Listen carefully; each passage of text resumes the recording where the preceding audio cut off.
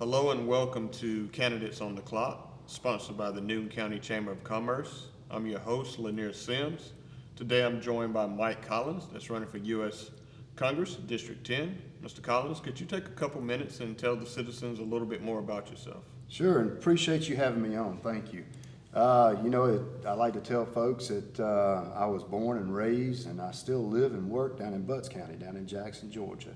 My wife, Leanne, and I, we've been married for a little over 30 years, and yes, I came over to Newton County and stole a woman and brought her back to Butts County. We had been dating throughout high school, and of course we have 3 grown children and 3 grandkids and 1 grandkid on the way. But we're in the trucking business. I'm second generation in the trucking industry. My parents actually started out hauling logs for a living, and for Georgia Pacific. And then, of course, my dad was in politics, and when he went to the state senate, I began running their operation. And the next year, I got married, and I told my wife then, I said, there's no way that this is going to feed all of us. So we got into the trucking industry. We started our own trucking business. And today, my younger brother is also involved with our business. He's a minority partner. Our sons, his son and my sons, they actually run a lot of the day-to-day operations. And we run approximately a little over 100 trucks across the country on a weekly basis. So that's what we do for a living. I also like to tell folks that being in the most regulated and taxed industry that there is in the country, I think that gives me a unique qualification that the other people running in this race don't have, and that is to represent you in Congress. And just that onslaught of bureaucracy and red tape and regulation after regulation, it gives you a different perspective of how businesses operate and how they are so burdened with overregulation from our federal government. Okay, thank you. As you're aware, we had citizens submit questions that pertain not only to Newton County, but your entire district. So we're just going to jump right in. What's your view, or either how are you planning to address climate change? Well, I think the good Lord keeps up with the climate change. I mean, climate changes all the time. I do not believe that the federal government should be. You take, for instance, the infrastructure bill. That infrastructure bill is the biggest, worst deal that I've seen as far as something that was labeled infrastructure. It should have been addressed to handle our roads and bridges and congestion, and instead what did they do? They want to go out and pass a bill for a Green New Deal, and I'm not for that at all. Sure, do we want clean water and clean air? Everybody does, and we can do that, but this climate change is a hoax. Okay, thank you. This one is pertaining, I guess, to Newton County. What would be your plans to bring federal funds back to Newton County to help make Newton County a better place to live, work, and play? My job as congressman is to create an atmosphere. That atmosphere is one of reducing regulations and taking the tax burdens off of the citizens of every county, not just Newton County in my district. Now, it's the job of the local people that want to get involved in business to create those jobs. You don't want the government to create your jobs. But what we have right now is we have a federal government that is so burdensome on over-regulating that they have chased a lot of the manufacturing and a lot of businesses out of business. And so what we've got to do is reverse that. That's why I was referring to just the fact that, me being in the trucking industry, I see that. I've seen that for over 30 years. Just here recently in the past 2 months, in Newton County, for instance, they have a lot of good trucking industry here. But in the last 2 months, there's been more regulations passed on the trucking industry in particular that make it harder for you to get your commercial driver's license. Now, that's the type of things that I'm looking to reduce. Okay, thank you. Next question, what's your view, or do you support term limits on Congress? I most certainly support term limits on Congress. And the funny thing is, everybody says, well, we're going to sign the term limit pledge. Yeah, we do. But that's just a pledge to vote for term limits. If you really believe in it, then term limit yourself. And the thing is, well, you get up there, you may not want, we may like what you're doing, sure. But you know, I've been the chairman of the Butts County Republican Party for the past 7 years.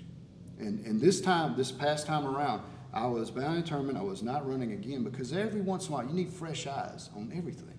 It's just a different perspective. And there are more people out there, and somebody will step up, and someone has in our case there, and has done a well of a job. And somebody will come along, and you just think about people like Nancy Pelosi.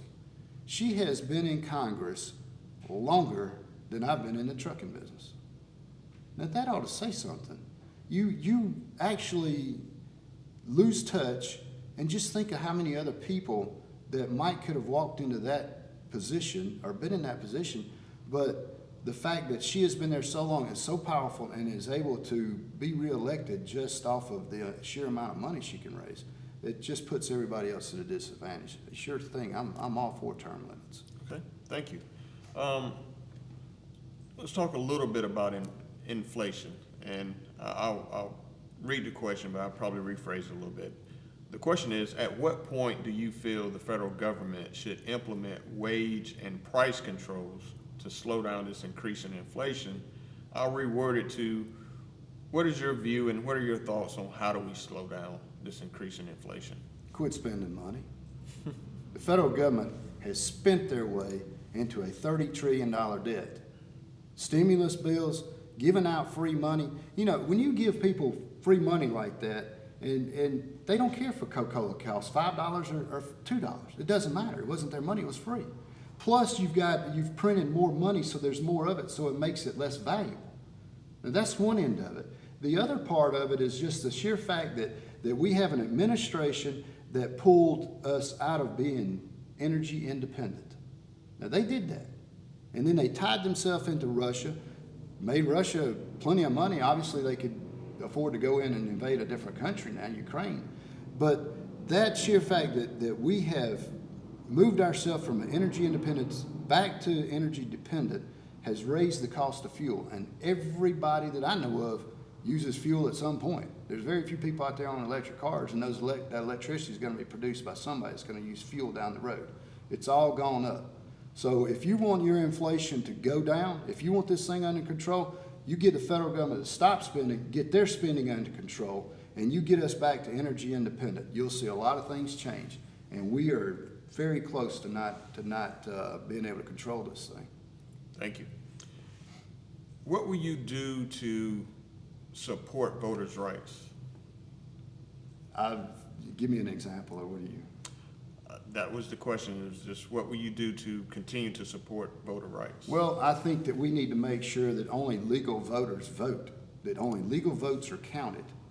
As a matter of fact, I don't even agree with having all of these early voting days. I mean, we've turned election day into election month. What are we going to have, election season? You know, I would just assume you go back to election day, and then if you need an absentee ballot, it better be because you're military, or there is no physical way you can make it to the ballot, to the voting precinct to vote. Otherwise, you need to be there and vote, and you need to show ID proving that you are who you say you are, and then you're allowed to vote. Okay, thank you. Let's jump to the next question. What would be your legislative goals if elected, and how would they impact the counties in your district? Well, I think they'll impact not just the counties in our district, but the state and the country. I think one of my main goals, I'm a business person, you know. I have always had to balance my budget, cut my spending when I needed to make ends meet, and we aren't passing a budget up there. We're not passing appropriation bills. That, right off the bat, that is Congress's job. Their job is to spend the money and to make sure that they're accountable for it. We're spending, what, $2 trillion more than what we take in now per year. So first things first, get that budget, get those appropriation bills done. You can chew gum and walk at the same time. The next thing they need to start doing, we need to have oversight in every committee we got. We need to be investigating to see what's been going on. We can do that. Another thing I'd like to see done, give me clean bills. These 2,000-page bills that we got sitting up there, nobody can read those things, especially when you drop them on the representative's desk at 5 p.m. at night and say, oh, by the way, we're going to vote on it at 9 o'clock tonight. You give me a bill that's 10 pages. You want an infrastructure bill? Let's talk about roads and bridges. You want to deal with electric vehicles or whatever you want to deal with? Put it in a different bill. Just give us clean, solid bills. That's a few good things to start with right there. Okay, thank you. And thank you for answering some of the top questions that were submitted by our citizens. Mr. Collins, at this time, can you take time to close us out with any further information about yourself that you'd like the voters to know, how they can get in touch with you? Just please let us know. Yeah, sure. You know, you can go to the internet and you can look us up at MikeCollinsGA.com. That's our website. You can take Mike Collins GA and you can follow that across all of the social media. And that should pick us up on all of the platforms there. But I like to tell people that if you are looking for somebody that is unapologetically pro-Trump, an America First agenda candidate, you know, somebody that has never been elected to anything in their life, but somebody that just wants to go to Congress and fight, and I mean fight, to get this country back on track, to fight for the people of this district, to fight for the state of Georgia, and to fight for America, then I could use your help. You know, I know for a fact, we all have known that. I've been up in the polls since we got in this race. We've been in the lead, as much as 26 points here recently. And I think a lot of that is due to the fact that we're out here showing people just how hard we will work to win this race. You know, we knocked on the 14,000th door yesterday. We put up over 3,500 yard signs across this district. And no, that's not up under stop signs or in the medians like some of these other people are doing. That's in people's yards. I've spoke numerous times a day, hundreds of events. I don't know how many times we've talked on podcasts and on newscasts. But our message is resonating and the messenger is resonating. And I would certainly love to go to Congress and represent you in Congress. I'd appreciate your vote. Certainly would appreciate your support in this race. Thank you. Thank you.